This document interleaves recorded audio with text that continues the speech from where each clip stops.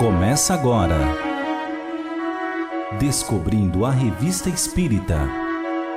Os fatos, os fenômenos, as análises que auxiliaram Allan Kardec a consolidar os alicerces do Espiritismo. Descobrindo a Revista Espírita. Pesquisa e apresentação, Luiz Armando de Freitas Ferreira.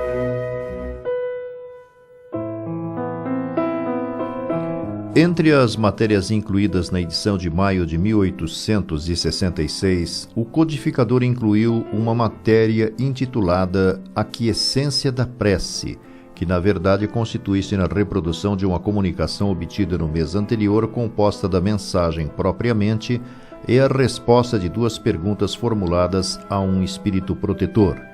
Diz a entidade: imaginais quase sempre que o que pedis na prece deve realizar-se por uma espécie de milagre. Essa crença errônea é a fonte de uma porção de práticas supersticiosas e de muitas decepções.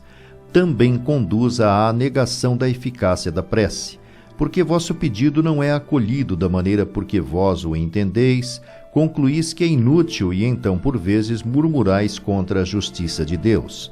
Outros pensam que, tendo Deus estabelecido leis eternas às quais todos os seres estão submetidos, não é possível derrogá-las para atender aos pedidos que lhes são feitos.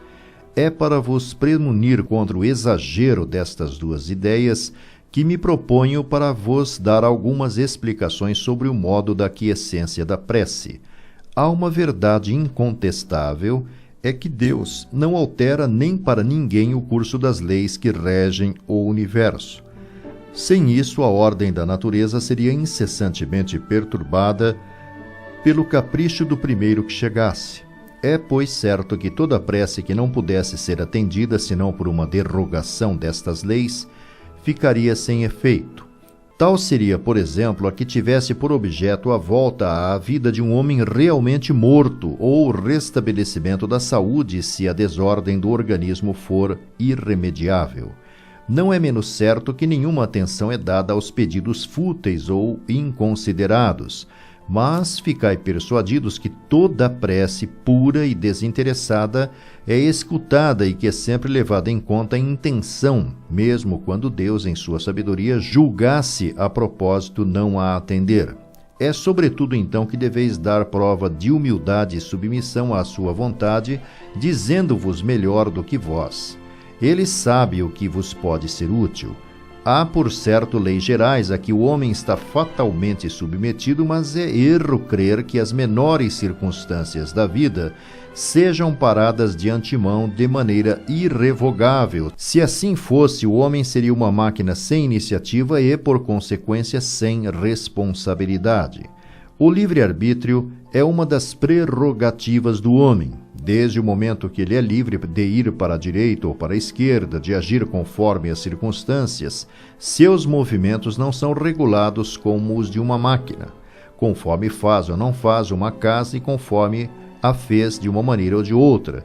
Os acontecimentos que disso dependem seguem um curso diferente, desde que subordinados à decisão do homem não são submetidos à fatalidade. Os que são fatais são os que são independentes da sua vontade, mas todas as vezes que o homem pode reagir em virtude de seu livre-arbítrio, não há fatalidade. O homem tem, pois, um círculo no qual pode mover-se livremente. Esta liberdade de ação tem por limites as leis da natureza, que nenhum pode transpor, ou melhor dito, esta liberdade na esfera da atividade em que se exerce faz parte dessas leis. É necessária e é por ela que o homem é chamado a concorrer para a marcha geral das coisas. E como ele o faz livremente, tem o mérito do que fez de bem e o demérito do que fez de mal, de sua despreocupação, de sua negligência, de sua inatividade. As flutuações que sua vontade pode causar aos acontecimentos da vida, de modo algum, perturbam a harmonia universal, e essas mesmas flutuações faziam parte das provas que incumbem ao homem na terra. No limite das coisas que dependem da vontade do homem, Deus pode, sem derrogar suas leis, aceder a uma prece quando é justa e cuja realização pode ser útil, mas acontece muitas vezes que ele julga a sua utilidade e a sua oportunidade diversamente de nós, razão porque nem sempre aquece. Se lhe agrada exalçá-la, não é modificando os seus desígnios soberanos que o faz, mas por meios que não saem da ordem legal, se assim se pode dizer. Os espíritos executores da sua vontade são então encarregados de provocar as circunstâncias que devem conduzir ao resultado desejado. Quase sempre esse resultado requer o concurso de algum encarnado. É, pois, esse concurso que os espíritos preparam, inspirando os que devem nele cooperar o pensamento de uma ação, incitando-o a ir a um ponto e não a outro, provocando encontros propícios que parecem devidos ao acaso. Ora, não existe acaso, nem na assistência que se recebe, nem nas desgraças que se experimenta.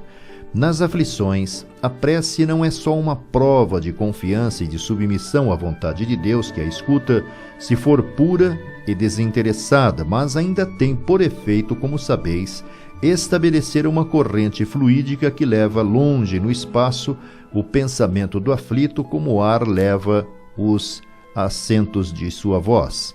Esse pensamento repercute nos corações simpáticos ao sofrimento e estes, por um movimento inconsciente, como atraídos por um poder magnético, se dirigem para o lugar onde sua presença pode ser útil.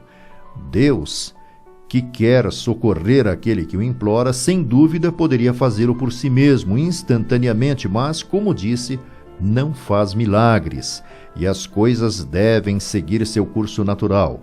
Ele quer que os homens pratiquem a caridade, socorrendo-se uns aos outros.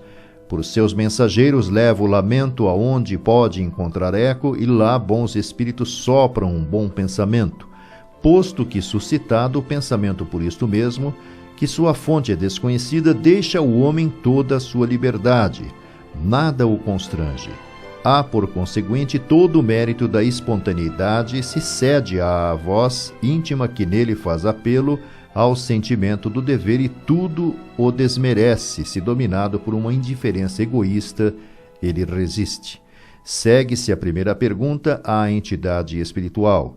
Há casos, como num perigo iminente em que a assistência deve ser pronta. Como ela pode chegar em tempo útil se é preciso esperar a boa vontade de um homem e se essa boa vontade está ausente por força do livre-arbítrio? Obtendo-se a resposta: não deveis esquecer que os anjos da guarda, os espíritos protetores, cuja missão é velar pelos que lhes são confiados, os seguem, por assim dizer, passo a passo. Não lhes podem evitar as apreensões dos perigos que fazem parte das suas provações, mas, se as consequências do perigo podem ser evitadas, como previram antes, não esperam o último momento para preparar os socorros. Se por vezes se dirigem aos homens de má vontade, é visando procurar despertar neles os bons sentimentos, mas não contam consigo. Quando, numa posição crítica, uma pessoa se acha como que a propósito para vos assistir e exclamais: é a providência que a envia. Dizeis uma verdade maior do que pode supor. Se há casos prementes, outros que o são menos, exigem um certo tempo para trazer um concurso de circunstâncias favoráveis, sobretudo quando é preciso que os espíritos triunfem pela inspiração da apatia das pessoas cuja cooperação é necessária para o resultado obter. Essas demoras na realização do desejo são provações para a paciência e a resignação. Depois, quando chega a realização do que se desejou, é quase sempre por um encadeamento de circunstâncias tão naturais que absolutamente nada denuncia uma intervenção oculta, nada afeta a mais ligeira aparência de maravilhoso.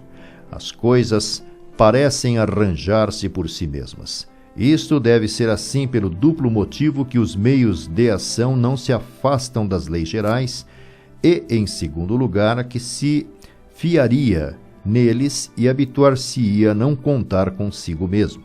Essa assistência deve ser compreendida por ele por pensamento, pelo sentido moral e não pelos sentidos materiais. Sua crença deve ser o resultado de sua fé e de sua confiança na bondade de Deus.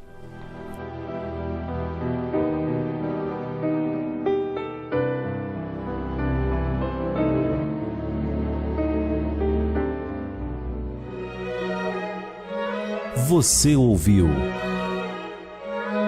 Descobrindo a Revista Espírita. Pesquisa e apresentação, Luiz Armando de Freitas Ferreira.